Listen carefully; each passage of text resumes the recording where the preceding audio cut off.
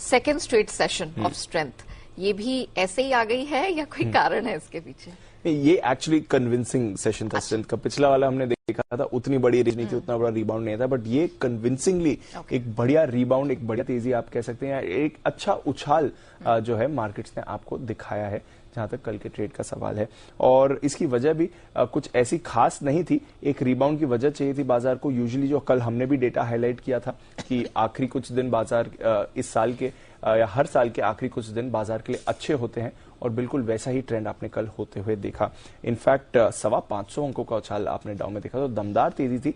1.5% ऊपर डाउ था, 1.5% ऊपर आपने नैस्डैक देखा।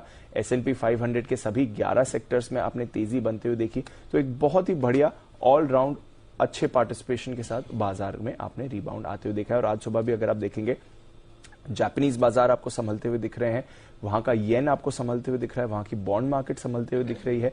और कल हमने देखा अमेरिकी बॉन्ड यील्ड भी ऊंचाई से आपको गिरती हुई दिखी। 10 साल और 2 साल दोनों ही यील्ड में कल हमने गिरावट देखी। तो एक स्थिरता, एक स्टेबिलिटी लौटती हुई दिख रही है बैंक ऑफ जापान के शॉक डिसीजन के बाद, जिसकी वजह से 2 दिनों में बाजार में उतार चढ़ाव बना हुआ था। एनर्जी शेयर्स यूएस में सबसे ज्यादा तेजी आपने यहां पर आती हुई देखी।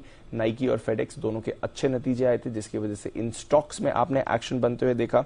इसके अलावा कंज्यूमर कॉन्फिडेंस डेटा भी अनुमान से बेहतर आते हुए देखा, जिसकी वजह से बाजार में भी आपको पॉजिटिव एक्शन बनते हुए देखा। पर हाउसिंग डेटा ने किया है निराश।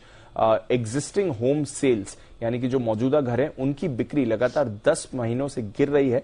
नवंबर में भी हमने देखा करीब 7.5-8% गिरकर ही आंकड़ा आया। तो ये आंकड़ा अच्छा नहीं था, बट इसको बाजार ने नजरअंदाज किया है।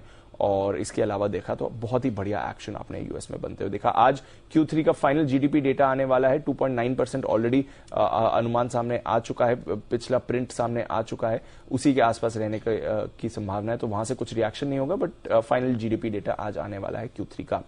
यूरोप की बात करें, 1.5 से 2% की तेजी, बहुत ही बढ़िया एक्शन वहां पर आपने बनते हुए देखा।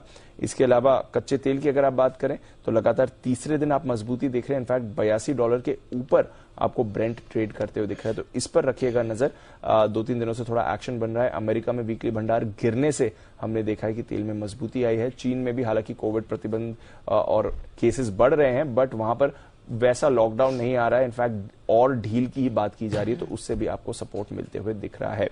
डॉलर इंडेक्स 104 के पास स्थिर है, कोई प्रॉब्लम नहीं है। सोना एक हफ्ते की ऊंचाई के आसपास है। जिंक छोड़कर बाकी सभी बेस मेटल्स में आपने पॉजिटिविटी देखी है।